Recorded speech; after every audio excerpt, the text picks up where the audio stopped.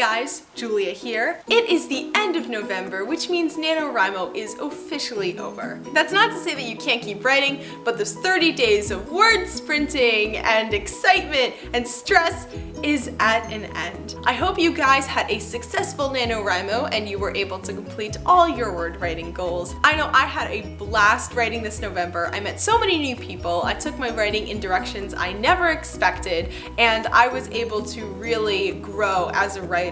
So one of the hardest things about NaNoWriMo, besides the starting process, is the ending process. Now that you've had this crazy month of writing, it's kind of hard to know where to go next. So I'm going to leave you guys with a couple of options of what to do with your manuscript now that NaNoWriMo is officially over.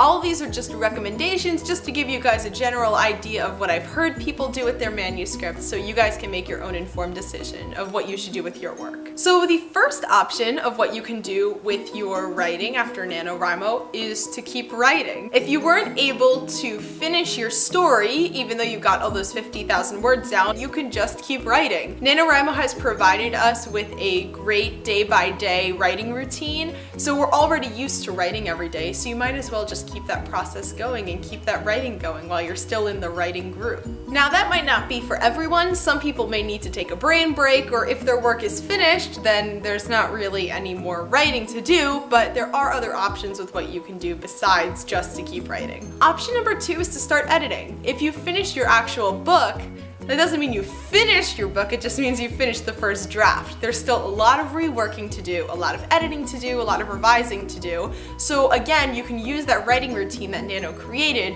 to start working on the actual editing process and the polishing process. Hopefully during NaNoWriMo you were able to make a lot of great connections with other writers around the world. So if you are looking for recommendations on editing and how to get that started, maybe you can talk with the people that you worked with for NaNoWriMo. So there's another option of what could be going on with your manuscript. If you've written the first draft, but you're not really sure what to do next, if what you've written is good, if it makes sense, or if it's just a jumble of nonsense, which I've totally written first drafts that are like that, you might actually want to start looking for people to skim over your story and kind of give you some feedback. Because we've been writing for so long and building up that word count slowly but surely, when you go back over your manuscript and you see that chunk of 50,000 words, it can be a little bit overwhelming. So it might be a good idea to start looking for people to give you recommendations on what to do next and where to start your editing process. Again, you can use people that you found during NaNoWriMo to help you out with this and make it a little less overwhelming. Option number 4 is to put it aside and come back to it in a month. NaNoWriMo can be very fun, but it also can be very draining, and all of us really deserve a break after those hectic 30 days. So it might be a good idea to put your manuscript aside for a little while and then come back to it with fresh eyes, especially after you've regained all that energy. And option number 4 is to put your story aside and to not really look at it for a long time. Not just a month, but maybe longer than that. This is what I ended up doing with my manuscript from last year, the collection of short stories that I wrote. I wanted to write that collection to get those stories out of my head and onto paper, but I knew at the time that I didn't really have anything to do with them, so I just kind of kept them for a little while. I'm sure that they'll come back eventually and I'll continue reworking them and everything, but I just knew that it wasn't the right time. And that's okay. If you finished writing your book and you realize that it's not really the right time for those books to see the light of day, it's totally fine for you to keep it in that document. Just don't delete it.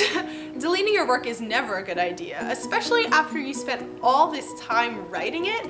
I know people who they'll write their first draft and realize that they didn't write the story the way they wanted to and just delete the whole thing. And that's awful, especially after all those hours and blood, sweat, and tears you poured into this work. It may not be perfect, but that doesn't mean that it deserves the trash can. So however you did during NaNoWriMo, try to find the path during the now what months that work best for you. It can be really overwhelming when you look at your words for the first time as a whole piece, but don't worry, just take it a step at a time, just like you did during NaNoWriMo, and your work will make leaps and bounds. So that's all I have for you today. day. I hope all of you did really great during NaNoWriMo. Even if you didn't, you still wrote words that weren't there before and that you wouldn't have written had you not participated in NaNoWriMo. Comment your final word counts below. I'd love to hear how you guys did. If you would like to buy a copy of my debut novel, The Scavenger, it is available on Amazon in paperback and Kindle formats. You can also visit my website for a signed copy. Thank you for stopping by.